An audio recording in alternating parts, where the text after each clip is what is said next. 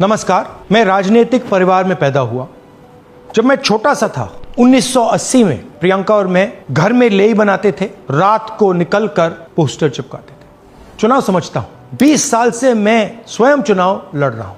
Polling कैसे होती है, पोलिंग बूथ कैसे मैनेज किया जाता है, वोटर लिस्ट, फॉर्म 17, ये सब मैं गहराई से समझता हूं। कुछ समय पहले हमें दाल में काला लगा। चुनाव के नतीजे आते थे, मूड एक तरीके का होता था, रिजल्ट दूसरे तरीके का। मुझे याद है उत्तराखंड में हम चुनाव हारे। बाद में मैंने कैंडिडेट से पूछा कि जहां रोड शो हुआ था वहां जाके देखिए हमें कितने वोट मिले। हजारों लोग आए थे, पोलिंग बूथ में किसी ने वोट नहीं किया। यह असंभव था, यह हो ही नहीं सकता। उसके बाद छत्तीसगढ़ और मध्य प्रदेश के रिजल्ट, हमें लगा कुछ ना कुछ गलत हो रहा है। 2018 में मध्य प्रदेश में चुनाव होता है, हम जीतते हैं। हमारी सरकार चोरी हुई थी। 2023 में चुनाव होता है, मैंने अपने आंखों से भारत जोड़ो यात्रा में देखा, भयंकर एंटी इनकम्बेंसी, और हमें 65 सीट मिलते हैं। इम्पॉसिबल, हो ही नहीं सकता। और फिर महाराष्ट्र में पहली बार हमें सबूत मिला। विधानसभा और लोकसभा के बीच में जादू से नए वोटर आते हैं, और जहां भी इन नए वोटर्स ने वोट किया वहां वोट बीजेपी को गया। महाराष्ट्र चुनाव के बाद जब हमें डाउट हुआ, हमारे गठबंधन के सारे नेताओं ने प्रेस कॉन्फ्रेंस किए और हमने इलेक्शन कमीशन से कहा कि आप हमें वोटर लिस्ट दीजिए, वीडियो रिकॉर्डिंग दीजिए। इलेक्शन कमीशन ने मना किया। ना उन्होंने हमें वोटर लिस्ट दी और ना उन्होंने वीडियो रिकॉर्डिंग दी। डाउट हुआ, क्यों नहीं दे रहे, क्या कारण है? तो हमारे दिमाग में सवाल उठा, क्या इलेक्शन कमीशन बीजेपी की मदद कर रहा है? क्या इलेक्शन कमीशन ही इलेक्शन को चोरी करवा रहा है? इसके बाद हमने एक टीम सेटअप की और हमने उन्हें कहा कि आप जाइए, एक कंस्टिट्यूएंसी में जाके ढूंढिए, सच्चाई ढूंढिए, किस प्रकार से चीटिंग की जा रही है, किस प्रकार से यह काम किया जा रहा है और कौन कौन इस काम को कर रहे हैं। सबसे महत्वपूर्ण बात यह है कि इलेक्शन कमीशन डिजिटल डेटा नहीं देता है, फिजिकल डेटा देता है। मतलब लाखों कागज में वोटर लिस्ट दे देगा, मगर डिजिटल वोटर लिस्ट किसी को कभी नहीं देता है। क्यों नहीं देता? कारण क्या है? कारण है कि अगर डिजिटल डेटा मिल जाए तो इलेक्शन कमीशन की सच्चाई पूरे देश को पता लग जाए।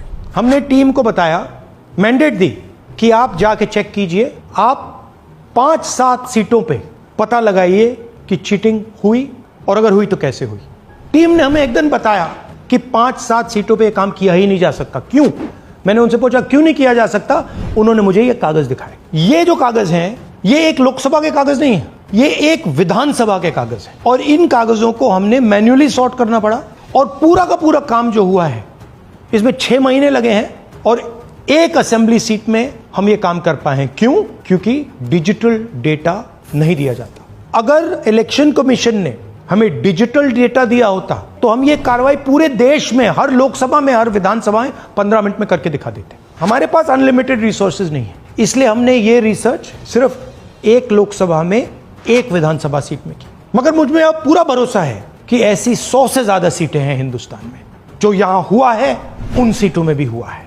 और याद रखिए, अगर बीजेपी को 10-15 सीटें कम आती तो आज नरेंद्र मोदी प्रधानमंत्री नहीं होते, इंडिया गठबंधन की सरकार होती।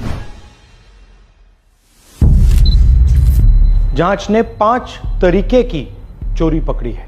डुप्लीकेट वोटर, जिसका मतलब एक वोटर के नाम वोटर लिस्ट में अनेक जगह आ रहे हैं।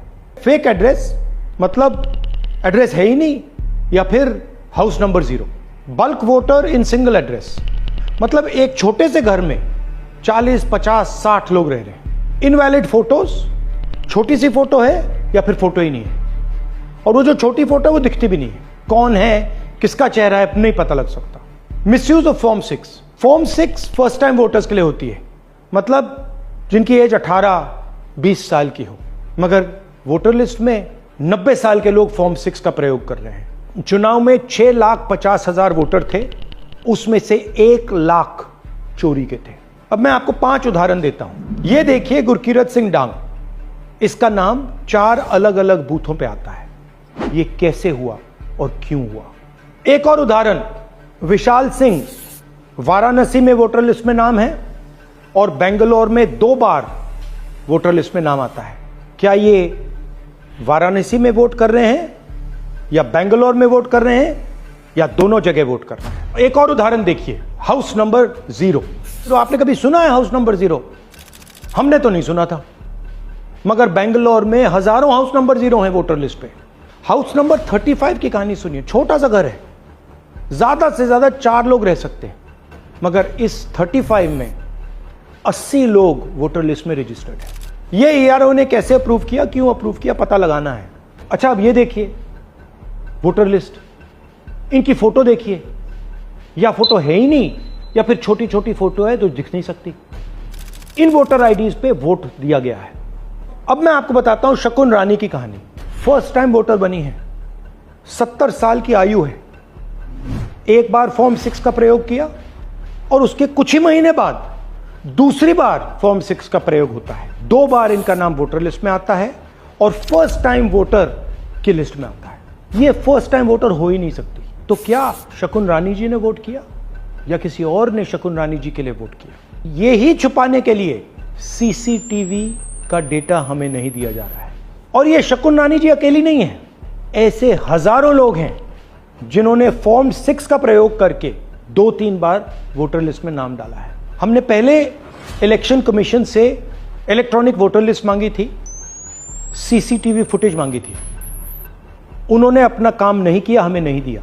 फिर हमने अपना इन्वेस्टिगेशन कराया, RTI भरे और हमारे पास डेटा आया। भाई और बहनों, सच्चाई यह है कि हिंदुस्तान में इलेक्शन कमीशन और बीजेपी मिलकर इलेक्शन चोरी कर रहे हैं।